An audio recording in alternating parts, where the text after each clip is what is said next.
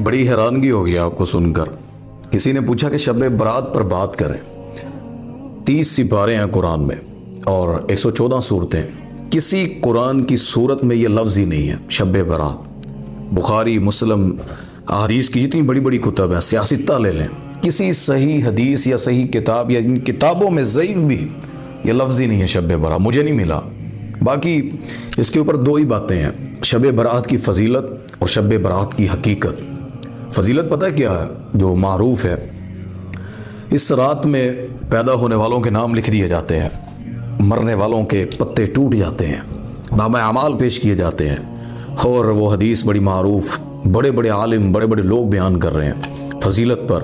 نبی پاک صلی اللہ علیہ وسلم بقیع غرقد گئے ایک رات اٹھ کر 14-15 کی شعبان کی درمیانی رات، اور وہاں پر گئے تو سیدہ عائشہ اٹھ کر پیچھے آ گئیں کہ نبی پاک صلی اللہ علیہ وسلم رات کو کہاں جا رہے ہیں؟ باری میری ہے، کسی اور بیوی کے پاس تو نہیں جا رہے. نبی پاک صلی اللہ علیہ وسلم نے فرمایا عائشہ میں تجھ سے ایسے کر سکتا ہوں؟ باری تیری ہو تو خیانت کیسے کر سکتا ہوں؟ نبی یہ حق ادا کرتے ہیں صلی اللہ علیہ وسلم.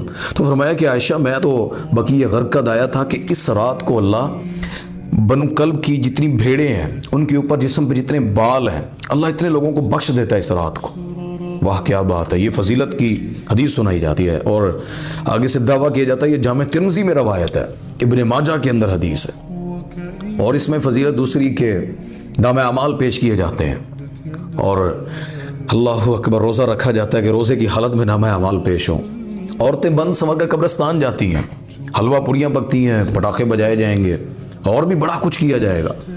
اور یہ ساری فضیلتیں بتانے والے کوئی بندہ یہ نہیں بتاتا کہ یہ نبی پاک صلی اللہ علیہ وسلم کا عمل، صحابہ کا عمل، حدیث صحیح ہے نہیں ہے، قرآن میں اس کے بارے میں کون سی آیات، لیلۃ القدر کی آیتیں وہ اس پر فٹ کی جاتی ہیں.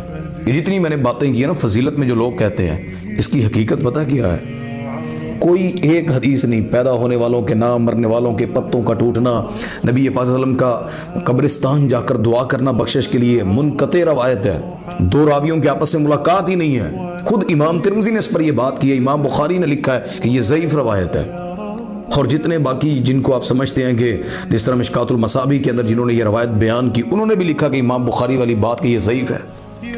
ضعیف روایات اور بعض من گھڑت باتیں، گھڑی ہوئی روایات، یہ نامہ اعمال والی، اور بھی کہ جی اس رات 2 لوگوں کی بخشش نہیں ہوتی ہے باقی سب کی ہو جاتی ہے.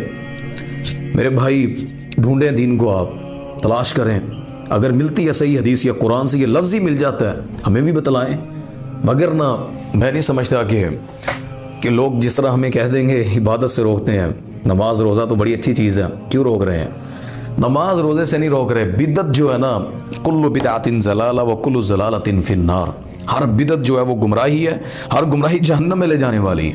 اور یہ بدعت وابی کرے، دیوبندی کرے، شیعہ کرے، سنی کرے، نقشبندی کرے، جو مرضی مسلک ناموں پگڑیوں والا کرے، جس نے وہ عمل کیا جس پر اللہ کے نبی صلی اللہ علیہ وسلم کی مہر نہیں ہے، صحیح حدیث سے قرآن سے ثابت نہیں ہے، تو وہ میرے بھائی مردود ہے، وہ قبول نہیں ہے، وہ بدعت ہے.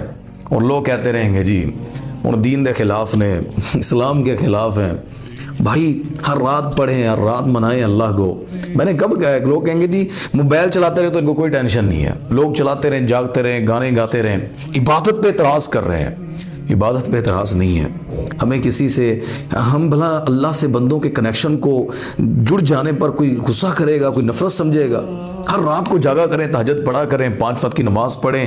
جو صحیح حدیث سے تہوار یا دن یا چیزیں ثابت ہیں، عیدین ہیں، لیلۃ القدر کی رات ہے رمضان میں، رمضان کے روزے ہیں، ایام 20 کے روزے ہیں، اس کے علاوہ بھی جو ہر سوموار و جمعرات کا روزہ ہے.